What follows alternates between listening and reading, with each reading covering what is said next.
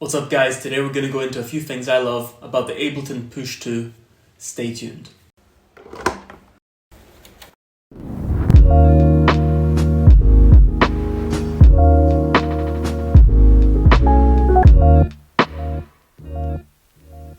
So for some reference, I bought the Push 2 about a year ago because I wanted to make my workflow a bit less screen and mouse dependent. At the time, I was kind of stuck between the Push 2, the SP404, and the MPC Live. All of these devices had their pros, but I ended up going with the Push 2 since I was already working in Ableton anyways. I have to say I fell in love with the device immediately, and today I feel almost uncomfortable making beats without it.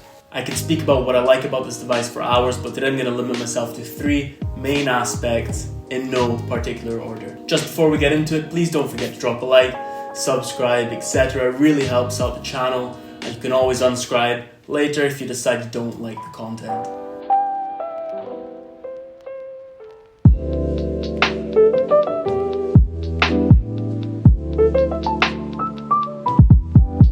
So the first point I want to touch on today is the customizability of the Push 2. You can personalize the DAW and the device completely to your needs. Since the Push 2 is basically just an Ableton dedicated MIDI controller, you can customize the buttons and knobs to control features that you want.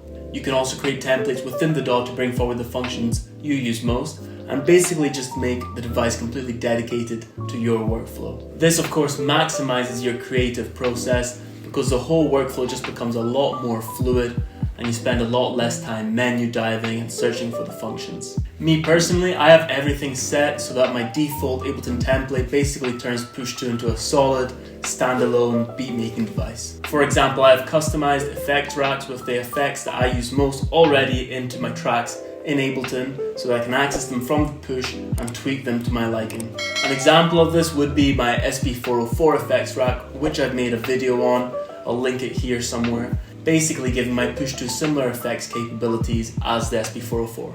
In other words, you can have the customizability of your whole DAW in a small, neat, physical package. Yo.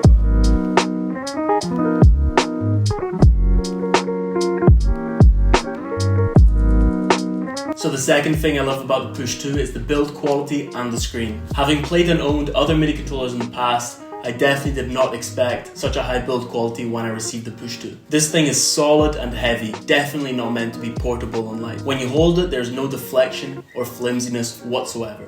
The top is made in an anodized aluminium and the rest in a strong plastic, and everything is bolted together firmly. The buttons feel great. I like how they are flush with the rest of the casing, giving the Push 2 a really neat look. They have a rubbery texture to them which distinguishes them from the aluminium, and when pushed they have a really satisfying click. Similarly, the knobs are slightly rubbery and they have the perfect amount of resistance to turn easily but stay in place when you let go. The screen is much higher definition than what you would expect from a MIDI controller. All the text is really clear and colorful, and that makes the menus and settings a breeze to dive through and read. When using a graphic plugin like the Ableton EQ8, the screen really shines through, giving you this beautiful color, which of course is very inspiring and brings out your creative flow. Generally, the Push 2 is definitely a device that I won't be breaking anytime soon.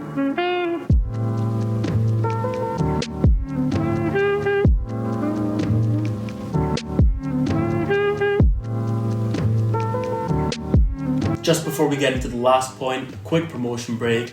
I released a new single just a couple of days ago. It's the first single of a Waterflow album, which basically means that I'll be releasing a new beat every couple of weeks. This one is called Pistachio. It's a super chilled but bouncy lo-fi beat, perfect for any lo-fi playlist.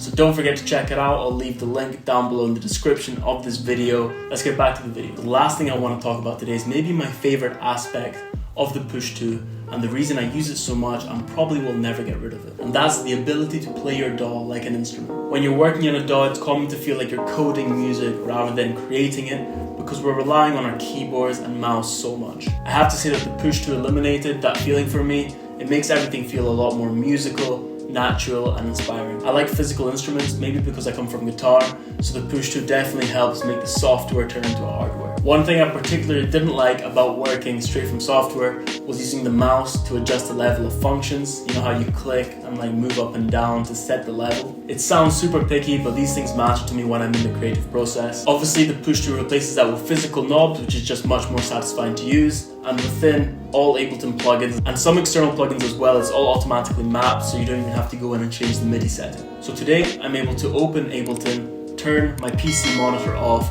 and just drown myself in the Ableton Push 2 colors, workflow and beatmaking process without touching the mouse and keyboard.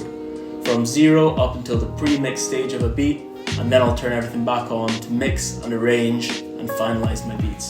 So for a quick recap of this video, if someone were to ask me what are 3 things you love about the Push 2, I would say the customizability of the device, the build quality and screen, and its ability to make the DAW workflow more musical. If you made it to the end of the video, thank you so much for stopping by, I really appreciate you. And if you would like to see more videos like this one where I discuss my gear, please let me know in the comments. I tend to follow suggestions for future videos. But for now, I'll see you later guys. Enjoy your day. Peace.